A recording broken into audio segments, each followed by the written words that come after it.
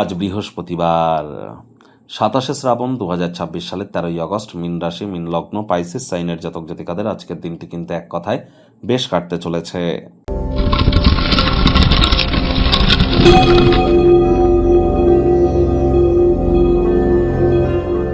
ভিডিওটির শুরুতেই স্ক্রিনে আপনারা দেখতে পাচ্ছেন বৃহস্পতির বীজমন্ত্র ওম গ্রাং গ্রিং গ্রৌং স গুরাবে নমঃ।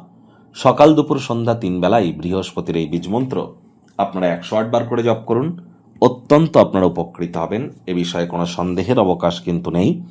আর যারা দীক্ষা নেননি ইমিডিয়েট দীক্ষা নিন। গুরু বিনা এই জীবনে উন্নতি কিন্তু এক প্রকার অসম্ভব। আমি বারবার কিন্তু বলি, জন্মগুরু, শিক্ষাগুরু, দীক্ষাগুরু, এই 3 গুরুই কিন্তু ব্রহ্ম বিষ্ণু মহেশ। এই 3 গুরুই কিন্তু ইলেকট্রন, প্রোটন, নিউট্রন।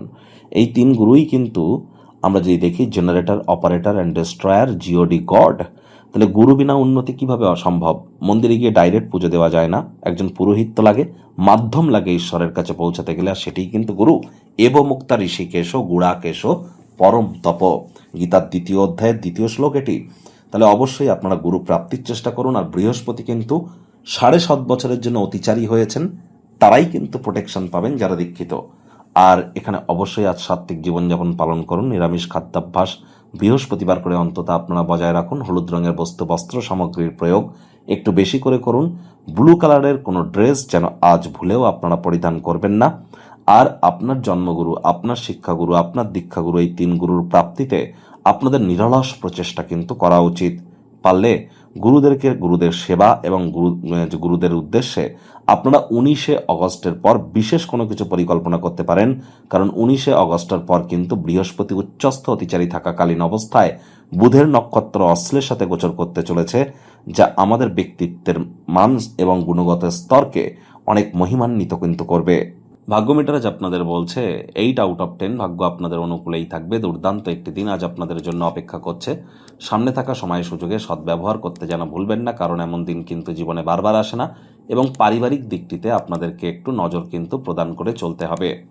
আজ কায়িক পরিশ্রম হলেও শরীর মনে সতেজতা এবং তরতাজাই আপনারা অনুভব করবেন। দীর্ঘদিনের পুরনো রোগশোক, অসুস্থতা থেকে আজ মুক্তি প্রাপ্তি করবার দিন, পরিত্রাণ প্রাপ্তি করবার দিন। অর্থগত ব্যাপারে আয় ইনকাম বাড়বে। নতুন উদ্যোগ, পরিকল্পনা, নির্মাণ কার্যের শুরুয়াতও আজ করা যেতেই পারে। নতুন কোনো মানির ডিলিং আজ সম্পূর্ণ হতে পারে, যার কারণে অতিরিক্ত কিছু অর্থ আপনারা অর্জন করতেই পারেন। নিরন্তর উদ্যমের সাথে সাধারণ বুদ্ধি, বোধশক্তিকে মিলিত করে এগিয়ে যান, সাফল্য নিশ্চিতভাবে আপনাদের পথে চুম্বন করবে। আকস্মিক কোনো বার্তা আপনাদেরকে মিষ্টি স্বপ্ন কিন্তু দেখাতেই পারে। আজ চাকরিজীবীদের অফিসের পরিবেশ এক প্রকার বেশ। বস কলিগদের সাথে ভাব ভালোবাসা বাড়বে, কর্মে গতি অনুভব করবেন। রাজনীতিবিদ যারা আছেন জনসংযোগ বৃদ্ধি করুন, সমাজে পপুলারিটিও বাড়বে।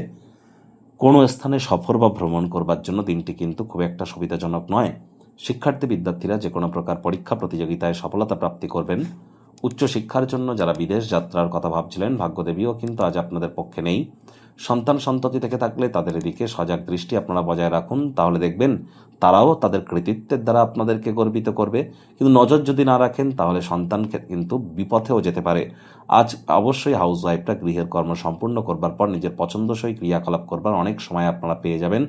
আজ আপনারা সবচেয়ে ভালো হয় পছন্দের মানুষজনের সঙ্গে আপনারা চেষ্টা করুন যাতে আপনাদের সম্পর্ক যাতে খারাপ না হয়, এই ধরনের কোনো বিষয়বস্তুকে উপস্থাপন করা থেকেই বিরত থাকুন। প্রেমিক প্রেমিকা, স্বামী স্ত্রী, আজ দিনটিকে যতটা সম্ভব রোম্যান্টিক করে তোলা যায় সেই প্রচেষ্টা আপনাদের করা উচিত। পারিবারিক দায়িত্বগুলি পালন করুন। ডমিনেটিং নেচারের হলেই ক্ষতি। শত্রুপক্ষ, বিরোধী পক্ষ খুব একটি শক্তিশালী থাকছে না।